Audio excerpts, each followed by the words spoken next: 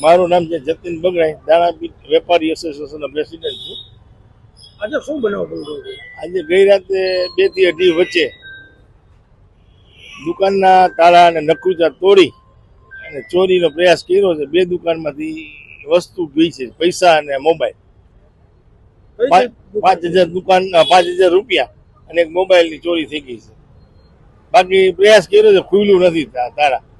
મૂળ વસ્તુ જે આવે છે આ લોકો એ રોકડ વસ્તુ જ લેવા આવે છે, રોકડ રૂપિયા હોય તે.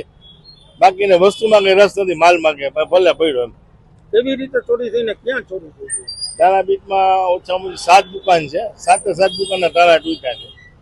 એક છે હીરાચંદ ધનજીભાઈ છે, બીજી છે પિતાંબરદાસ ભવનભાઈ, ત્રીજી છે જગદીશ ટ્રેડિંગ કંપની, ચોથી લક્ષ્મણ ટ્રેડિંગ, પાંચમી અંકુર ટ્રેડર્સ અને છઠ્ઠી જયેન્દ્રકુમાર છોટાલાલ. પોલીસના પેટ્રોલિંગ વિશે શું કહેશો?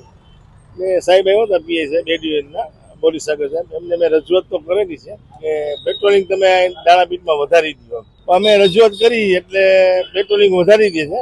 મહિનો 2 મહિના રાખે, વળી પાછું પેટ્રોલિંગ ઓછું થાય જેવું એવું આ લોકો ચોરી કરવા આવે છે.